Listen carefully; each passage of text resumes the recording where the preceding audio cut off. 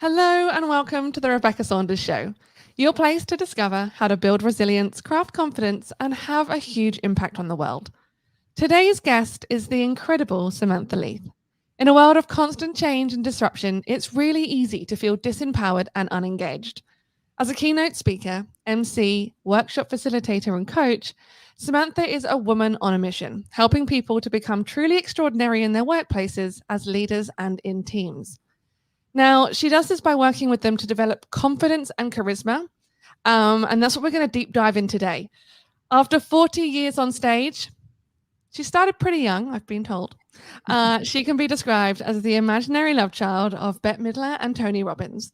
I've asked her on the show today to talk about what she knows best, confidence, and to deep dive on the 365 days of Facebook Lives that she did last year.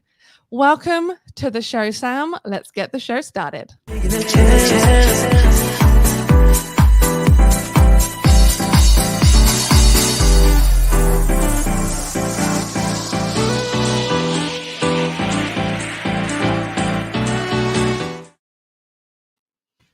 Welcome. Sorry, jazz hands. There's music. I have to get the dancing in. Samantha, thank you so much for joining me on today's show, bringing the sparkles and the energy as always. I love it. For the audience that don't know you, tell us a little bit about you and what you do. We will deep dive on your career though, so don't go too far back just yet. Okay. I'm personal development done a little bit differently.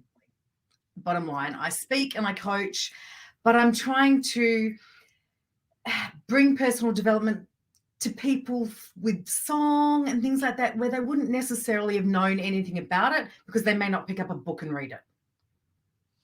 And so when you say doing it with song, let's backtrack here on you. We've said you've had a background in stagecraft. The confidence just oozes from you now. I'm sure that wasn't always the way. Tell us a little bit about how you got to where you are today. Interestingly, I got my first solo at 5. Wow. And I first started getting paid to sing at 7. So I would get 50 cents to sing at a wedding and $1 to sing at funerals. No idea why there was a difference, but there was. Weddings harder. Weddings are much harder. The emotion, not sure what it was. And from there I continued and I joined the Australian Opera when I was 12. So people expected me to be a diva. And then I discovered sex, drugs, and rock and roll, basically. So I went on to tour with people like MC Hammer, did stuff with Barnsey, did some musical theatre, did big, like 10,000 people dance party kind of performances, and fell into my favourite place, which was cabaret. And now looking back on that career, people that know me from my cabaret days have said, you were always giving personal development talks in your shows. Like between a song, I'd be like, so how does this make you feel about love? And there was always a message. And my primary focus with every show I did was I wanted people to feel something or to think something. So whether it was a sad song or a funny song, or I was doing a Bette impersonation, whatever it was, I wanted to make something happen. And this just kind of continued. And so with that, when you're doing your keynotes, how are you weaving that in? For our audience watching now, they're going to be a mixture of small business owners going, oh my gosh, let's understand how we do this. But for the big business owners and the team leaders that are watching, how, we're coming out of a pandemic world, we're still in it. How are you going about crafting that I know we're still in it. I'm hoping we're out. How are you going about helping leaders craft that confidence through song? Does that not put some people off? How are you navigating that? Oh, it totally does. So for some people, they'd look at me and they'd hear that and they'd be like, oh, she's a bit much. How I do it is music is everywhere. Like all day, 24/7, we use music as a tool for something. We'll hear a song and it'll make us sad. People will have a ringtone on their phone that'll go, okay, I got to sell more today, because it peps them up a little bit. So in all my keynotes, whether it's about confidence or charisma, I will perform a song and I will break down those lyrics in turn and help them work out how they can get that message from that song. And then they can leave that. So there's instructional learning on it, but my primary aim is that everybody leaves a keynote or a workshop with me and they can go, oh, okay, so I know in order to get instant confidence or to be able to walk into a room and have rapport, if I think those words or I listen to that music or that song, I've got it. I know I can just bring that up inside of me because I've made that connection. Yeah. Yeah. And I do talk when I talk through showing up on screen, getting those playlists going, moving around before you hit the go button. It's why we've got the music at the beginning of the show. Absolutely. I have a money playlist for when I'm doing my bass. Oh, I love that. I love that. If I didn't outsource that stuff. The accountant in me, but let's not talk about that bit. Okay, on that base, what are your favorite songs and for what purpose of your business journey? No, that is the hardest question ever. Okay, so to get ready, I listen to, if I've got a gig or a date or something like that, I play a song by Salt and Pepper, which not many people know the song. It was in a movie called Tu Wong Fu, Thanks for Everything, Julie Newmar.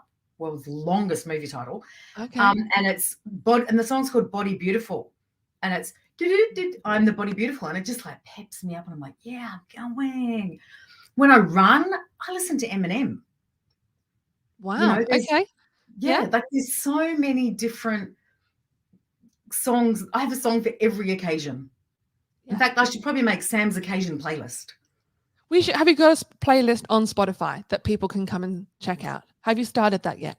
I do. I have different ones for different things, but I think you've given me the idea. I think I'll actually curate one and have what each one is. Thank you. That could be cool. Do that. Okay. Action item number 1. And that's for you, not the audience. No, exactly. So I want to sort of merge in your 365 days of live before we go into like little hacks, I guess, for the audience to build up their confidence. What made you go, you know what, I'm going to take what I do on the stage in front of audiences? What made you change that up and shift gear into, I'm going to show up every day live? I think it may have been like a blip in oxygen in my brain for a second. No, I'm joking. No, for me, what it was is I'm a really big goal setter. So whether it's at a birthday or a beginning of the year or something, I set big goals and I love to do it and achieve it and take all the action. So it was my birthday and I was like, okay, what am I going to do? What do I need to do? And I was finding my performer hat was kind of made me not show up as much on video as other people were doing because I felt I needed to be scripted and have my hair done and my makeup, put my false eyelashes on and all that kind of stuff. The show face. I needed the show, exactly. Yeah. And I thought, people can't respond to me and get to know me, the real me, if that's always how I'm showing up. People aren't always attracted to someone who's literally in a room full of sequins. I needed to be real. And I was scared shitless. Like I was really scared and I didn't know what I was going to talk about. And I just went, you know what? I'm going to do 365 days of Facebook Lives. And I did. I missed one when I had a really bad migraine. I got my daughter to do it. Mm-hmm. Really popular live, actually, I have to say. I was a bit, miffed. Anyway. A bit peeved, more like. Yeah. And then I ended up doing one extra one because I was traveling a lot. So I kind of got time zones mixed up at one point and did 2 within 24 hours. That was a bit weird. But I did them everywhere. I did them on top of a mountain in Austria. I did them in airport lounges. I did one in my bathtub about night routines, and then I realized you could see my boobs, so I had to quickly stop it and start it again. So I just went for it, and they were all topics that were resonating with me, all in the personal development sphere, but communication, confidence. The one I did on shame was hugely popular because women, we don't talk about shame enough. So they all kind of linked back to what I do. But at the end of the 365 days, if you're a business owner out there, wanting to thinking, oh, I don't know if I could do that. Do one a week, like baby steps. Yeah. But it's given me a couple of years worth of content in videos, blog posts, quotes, all sorts of things that have been able to come out of that. And I now, although I'm very confident and have always been confident, I'm now happy turning up anywhere in any state, knowing what I have in here and in here to come out is worth it. Oh, I love that. That is my takeaway comment, particularly after, I've recently, as you know, as a close friend, come out completely hair-free for the first time, going, you know what, I'll just be me, because I'm sick of putting on the facade, and it's been a game changer. Total game changer. Total game changer. But what were you feeling when you first did that live with no makeup on? Like you didn't put on the show. Like how long did it take you to actually hit the go live button? I actually just did it. Okay. I went, I have to do this. And I don't think I rewatched any of them. Right. That's a nice little trick that I have to my own till content about as well. the 2-month mark. Wow. Okay. And I'd look at myself on screen, and I've got rosacea. So I wear, if anyone's heard of Jamie Lee Kerner, It Cosmetics, amazing foundation and concealer. So for me, showing up with no makeup with red cheeks, I was like, ugh. And I was 20 something kilos, about 20 kilos heavier when I started the lives as well. So there was so much conditioning about, people had told me I was too fat to talk about personal development. People aren't going to believe you can achieve your goals if you're overweight, kind of stuff. So there was a lot of that dialogue, and I just kept thinking, no, I can do this. I need to do this. I want to do this. And people, some lives, hundreds of people watched. Other lives, 2 people watched. But I would get these odd comments or odd messages from people, and they'd go, I saw that about resilience, or, what you said to me about your relationship with your mother really hit home. Thank you. I called my mum. Yeah. Wow. And that was, as much as doing it was so beneficial for me in terms of confidence and my business and just knowing I could actually do it, feedback from people meant more to me and my confidence than doing it. And that makes it all worthwhile almost, doesn't it? Feeling the impact that you're having on total strangers because they've just resonated with something that you've said, because you've chosen to stand up and show up as your authentic self. 100%. Yeah. Now, you don't get lots of that praise and words of adoration without a few pesky little trolls. What did you do with them? Were they a source of irritation for you? Did you ignore them? Did you interact? Well, I didn't really interact. If I thought I could come back with a neutral comment, I would. But I did get the odd comment about my weight, and I'm like, bite me.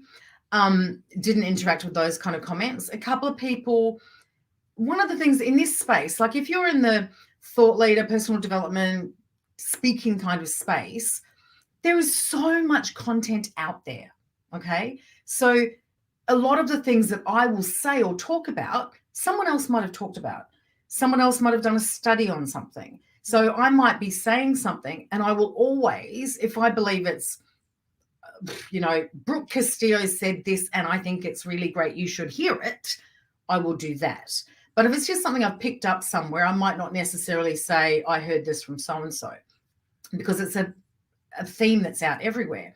Yeah. And a couple of people would make comments about that and, well, that's not your original idea. And it's like, maybe not. But the rest of the people that heard that on the live hadn't heard that original idea. Yeah. So it's about this collective of making the world a better place, to quote another song. And as we talked about with that resonating with people, there may be someone that saw me that might not like Tony Robbins and want to listen to what he says. There might be someone that listens to something I've said that has never heard of Jay Shetty. So I think it's really important that whatever you learn, you share, and whatever helps you, you share. It's like sharing a great chocolate cake recipe, and I have the world's best chocolate cake recipe. I can't wait to try it. Yeah, feel free to put it in the show notes. Yeah. So I will, simple. and I'll be round as soon as these lockdowns are over. Chocolate cake is on. Chocolate cake and espresso martinis. Oh no, that's an afternoon. Perfect. Yeah. Yeah, amazing. In fact, now you've got me thinking about that, Sam. Podcast does officially launch. We're recording this early because I'm a batch content fan. The podcast launches on Freedom Day, so this could be a marker for our get together with chocolate cake and espresso So cool. martinis. And if you're following me as this show with Sam does drop, there'll be photos of that somewhere on our social pages. I am sure about it. Can we please do that after I've had my eyebrows done? Completely. Yeah. Yes. I don't need my hair doing or anything. I So know, we're I'm all like- fine. So okay, I've got a couple of questions on just the timing, right? So Yep. as a video professional, I recommend that if you're going live, you go live at the same time, same time, same day of the week, every time. So people get used to your content being there, and they know what to look for and when to look for you. You're shaking your head. Did you go live at the same time? Was it just ad hoc? Did you have a plan, or did you just literally go, I have to go live today, and it could have been 5 to midnight? It was, I tried to do like either morning or evening. Right. So not like in the middle of the day or something like that. I did try, that was kind of a parameter I liked. But one live I did, for example, was after a show of mine, and it was like 11:30 at night, and I was completely dolled up, and I was in my kitchen, and I was verging on tears because I'd really ballsed up a few things in my show, and it was a live about whatever you do, don't try something new the first time in front of a group of people. Like completely new. Yeah. Maybe practice it first. Mm-hmm. So that was really late. So no, I didn't have a plan with that. I had a plan with what I would talk about. So I never scripted any of it. Okay. But if I wanted to say, get across the 10 tips for instant rapport at a networking event, because I'd been to a business chicks event or something like that, and it kind of sparked something, I would make the 10 notes. I'd just go, okay, these are the 10 things, but then I would totally randomly talk. And they went from, I think my shortest one was about 3 minutes. My longest was 25. So on that, you're such a great case study for sort of what to do, what to work, because you didn't follow really any formula to it other than I am going to just show up and commit to showing up.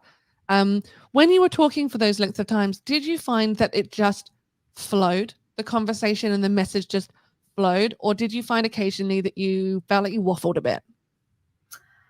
I didn't feel like I waffled, but going back, obviously I had everything transcribed, and kind of going back and reading a few things and turning them into longer content blog posts and things. I kind of go, you went a bit off the mark there, madam.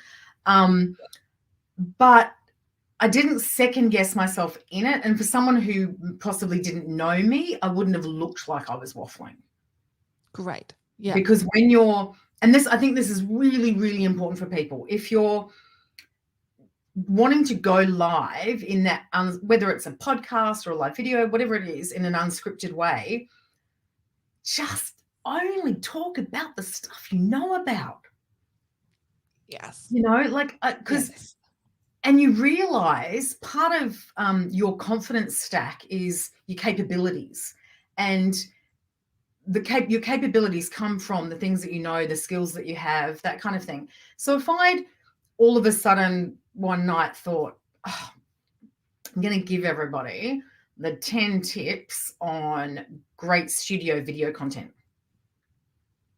I'd be like having to Google what apps do they need? Where should a camera be? No. Whereas you could do that on the fly, backwards in high heels, a la, who was that dancer with Fred Astaire? Ginger Rogers. Yeah. Like if it's something you're passionate about, you may put in the odd or waffle a little bit, but it will flow, and you'll soon know what you shouldn't talk about. 100%. 100%. Yeah. So for people that haven't done this before, anyone that hasn't done video before, stepped on a stage before, or they're trying to run their own webinar because they need to promote an online program or they've been asked to internally. What are the key things that you recommend people do, prepare with to get that confidence internally?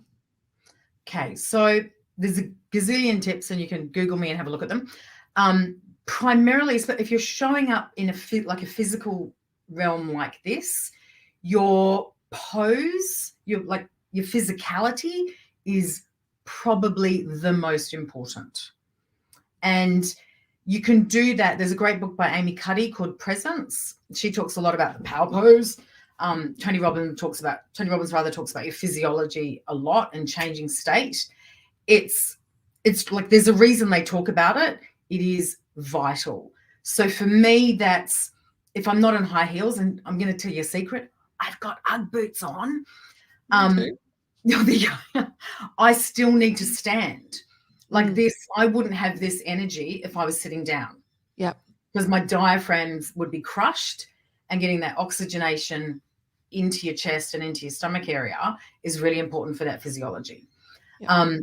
Another really quick confidence boost, and it's going to sound ridiculous, but trust me, it's real. Spray some perfume. Ooh. Unbelievable. It's scientifically proven. You have a little bit of a spritz of something and you instantly get a bit of like, I got it going on. And yeah. I have a word of the year every year, and this year my word was obsession. So every day this year, and I had to hunt to find it, I'm wearing old-fashioned Calvin Klein obsession perfume. Wow. That helps me get in state. That's my word. That's what I'm going for. And obsession isn't negative unless you're stalking someone. Being obsessed about what you're going for is actually a really good thing. Yeah, 100%. So the presency part, your breath, the pose, be really clear about the two things you're an expert in. Now, it might not be that you're actually talking about those two things. You might be talking about one of them, or it might be a board meeting that you've got to do on Zoom, and it's not necessarily about the two things you really nail. Yeah. But knowing and reaffirming with yourself those two things that you just like, I got, will give you that confidence boost. It may be, you could even think about a relationship with someone and have that. But just thinking about something without a shadow of a doubt, done deal, you've got it, will help you in even the trickiest situation. Okay? Yeah. Eye contact. So even though we're not together, being me looking at the camera or occasionally looking down at you on the screen, that eye contact makes me feel more confident. It shows a little bit of charisma, because I'm helping you feel more confident about what I'm doing. And it's a connection piece. And the more, as human beings, the more connected we are, the more confident we are. Yes. Which takes me to another thing that you've got to do, people. You've really got to do it, is have conversations with strangers. Kid you not. If you are feeling a little like, and you're heading to a meeting or a networking event, or you're about to jump online, you're like, oh God, I had a bad night's sleep, and you've got that internal dialogue. When you're at Harris Farm, but always do it authentically. I preface that it's got to be authentic. Compliment someone on what they're wearing, or, oh my God, I've never cooked with those vegetables. Tell me, how do you cook with those vegetables? Do something, and that interaction will again give you the connection piece, but will help you feel more confident because you've been able to have that conversation. It's also little things to push you out of your comfort zone too, right? Like it's just little things you could do every day to get really comfortable in your own skin, which is that confidence piece. Yeah. Because I said something actually a little the other day that I got messages of people going, we are born confident, and then it's stamped out of us. And I tend to say we're not born confident, because people's idea of confidence is the razzle-dazzle confident person confidence. And you can have, much like charisma, you can have a real quiet confidence. It's just the certainty that you have of yourself. So yes, while we're born with a level of confidence where we can, try and crawl and talk and cry and do those kind of things.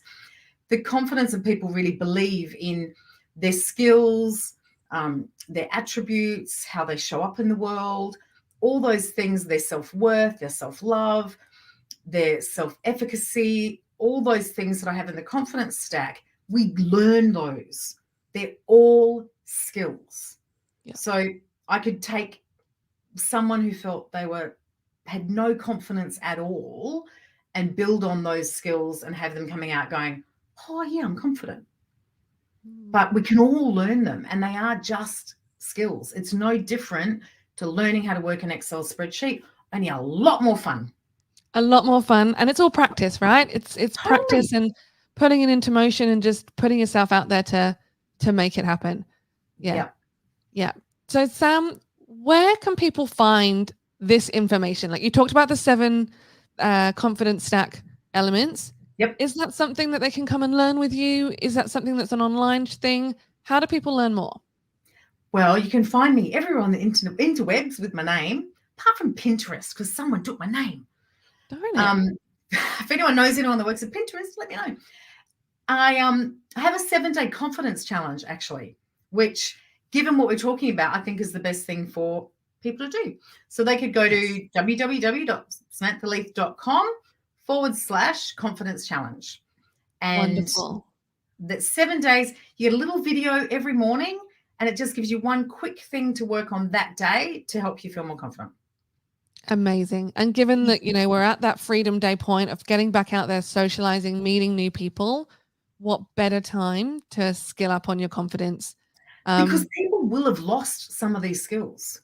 Very much truly. So.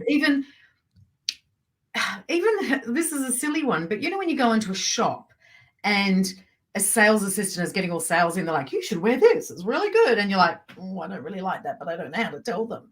We've all been shopping online. So if you were confident enough to go, actually, that's not really my style, I'm looking for this, or please leave me alone, I'm looking any of that thing, we haven't been doing it.